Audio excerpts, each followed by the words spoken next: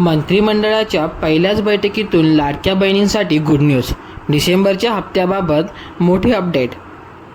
महायुती सरकारचा शपथविधी झाला. शपथविधीनंतर मंत्रिमंडळाची पहिली बैठक पार पडली.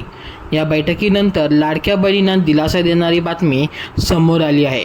काय आहे बातमी? चला पाहूयात. महायुती सरकारचा शपथविधी सोहळा काल पार पडला. या शपथविधी सोहळ्यात देवेंद्र फडणवीस यांनी मुख्यमंत्रीपदाची तर अजित पवार आणि एकनाथ शिंदे यांनी उपमुख्यमंत्रीपदाची शपथ घेतली. दरम्यान मंत्रिमंडळाचा शपथविधी होताच काल मंत्रिमंडळाची पहिली बैठक पार पडली. या बैठकीमध्ये काही मोठे निर्णय होणार का याकडे सर्वांचं लक्ष होतं.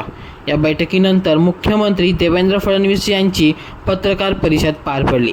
या पत्रकार परिषदेमध्ये बोलताना देवेंद्र फडणवीस यांनी सरकारची भूमिका स्पष्ट केली आहे. जरी आमची पदं बदलली असली तरी देखील काम करण्याची दिशा बदलणार नाही, असं फडणवीस यांनी म्हटलं. दरम्यान फडणवीस यांच्यानंतर लगेचच उपमुख्यमंत्री एकनाथ शिंदे यांची देखील पत्रकार परिषद पार पडली. या पत्रकार परिषदेमध्ये बोलताना एकनाथ शिंदे यांनी लाडकी बहीण योजनेबाबत महत्त्वाची बातमी दिली आहे. राज्याच्या अंतरिम अर्थसंकल्पामध्ये लाडकी बहीण योजनेची घोषणा करण्यात आली होती. या योजनेअंतर्गत दर महिन्याला लाभार्थी महिलांच्या खात्यात 1500 रुपये जमा करण्यात येतात. जुलैपासून या योजनेचा लाभ महिलांना मिळत आहे. आतापर्यंत नोव्हेंबर महिन्यापर्यंतचे पैसे खात्यामध्ये जमा करण्यात आले आहेत. दरम्यान डिसेंबरचा हप्ता कधी मिळणार याकडे आता सर्वांचेच लक्ष लागले आहे. या पत्रकार परिषदेमध्ये बोलताना एकनाथ शिंदे यांना लाडक्या बहिणीचा डिसेंबर महिन्याचा हप्ता कधी मिळणार याबाबतचा प्रश्न विचारण्यात आला होता आणि या प्रश्नाला उत्तर देताना शिंदे यांनी म्हटलं आहे की आजच आमची मंत्रिमंडळाची बैठक झाली. या बैठकीत आम्ही अधिकाऱ्यांना लाडकी बहीण योजनेबाबत सूचना दिल्या आहेत.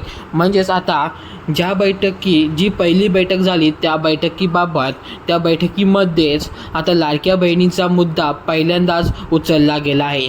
तातडीनं डिसेंबरचा हप्ता हा लाभार्थी महिलांच्या खात्यात जमा झाला पाहिजे अशा सूचना आम्ही केल्या आहेत. म्हणजेच देवेंद्र फडणवीस यांनी पहिला निर्णय हा लाडक्या बहिणींच्या बाबतीत घेतलेला आहे. डिसेंबरमध्येच तुमचा हप्ता आता लाडक्या बहिणींचा हप्ता हा भेटणार आहे. आम्ही जे निर्णय घेतले ते फक्त कागदावरच राहिले नाहीत तर त्याची अंमलबजावणी देखील लगेचच केली. म्हणजेच पत्रकार परिषदेमध्ये बोलताना एकनाथ शिंदे यांनी विरोधकांवरती सुद्धा निशाणा साधला आहे. ते म्हणाले की आम्ही जे निर्णय घेतले ते आम्ही फक्त कागदावरतीच घेतले नाहीत तर अंमलबजावणी सुद्धा केली त्याची. त्यामुळे आम्हाला पुन्हा जनतेचा एवढ्या मोठ्या प्रमाणात प्रतिसाद मिळाला.